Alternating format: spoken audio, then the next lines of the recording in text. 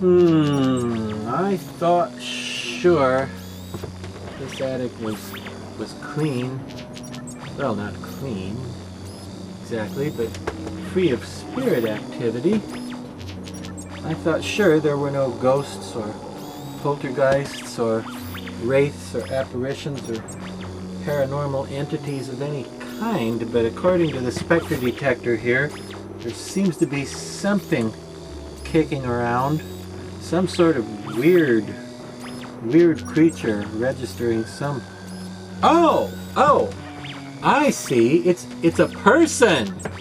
It's a person. Well, no wonder I didn't notice.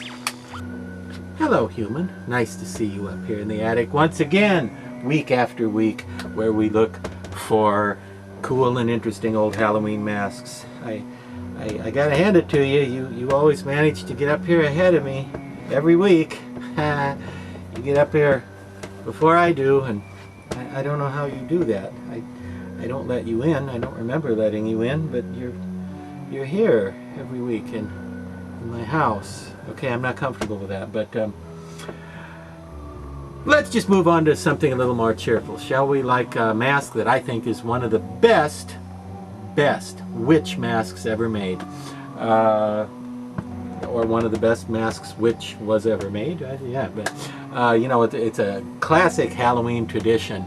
A green witch with a big hook nose and a big chin. You know, it's a classic Halloween tradition, a green witch, and I think one of the best green witches since they invented Green Witch Mountain Time. Who remembers that? Is this one, known as the Swamp Witch. Now, the Swamp Witch here is based on the character of Meg Mucklebones, as seen in Ridley Scott's 1985 movie Legend. What a terrific character it was, too. She's not in the movie very long, but she's a really wonderful Swamp Witch. Now, this version of that character was sculpted by a tremendously talented, obscenely talented sculptor named Miles Tevis around 1981. His original version was somewhat bigger, a little bigger head size than this, and had more of a distended cranium thing going on. The head is a little taller in the back and it's pointier.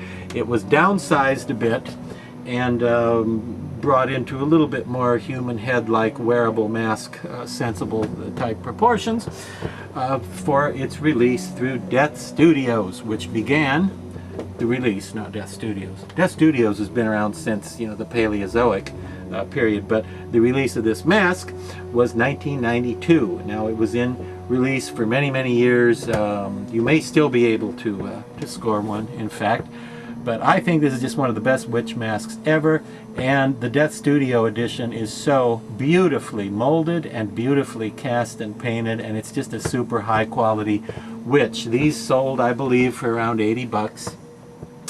And for some years, owing to the fact that nobody wanted to, you know, be accused of copyright infringement with regard to the character of Meg Mucklebones, for a while this was only available in a different color scheme, which obscured the likeness. So it was sort of a tan beige color for quite a while, and there have been some that have been more or less pink, more or less beige, but always kind of like pale Caucasian kind of skin tones.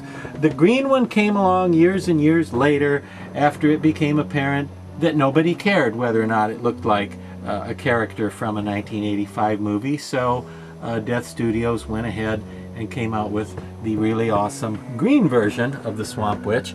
Now, the eyes are a little different too. The green one tends to have these blind looking eyes. I don't know if you can tell, but they're sort of a bluish gray with kind of a yellowy edges effect, and very subtle gray pupils. So she looks really demonic and kind of looks like cataract growth or something going on there. The standard edition, which was not the green one, but the tan beige version, had sort of emerald green, really shiny green eyes. And that one's great too, you know.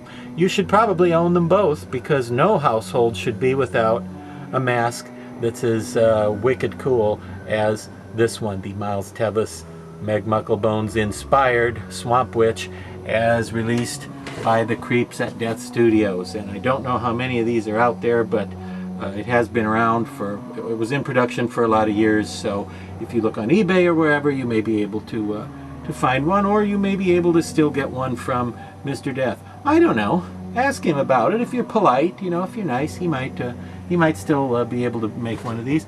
I don't know. But whether you like it because it resembles Meg Mucklebones, or whether you just like it because it's a cool witch, I think if you see it in person, you'll like it. Because, as I said at the beginning, I think this is one of the best witch masks ever made. And, well, I've had this one for about 1,000,000 years, and I can't part with it because I'm a dork. Thank you for watching, and next week, maybe it'll be your attic in which we'll meet instead of always mine.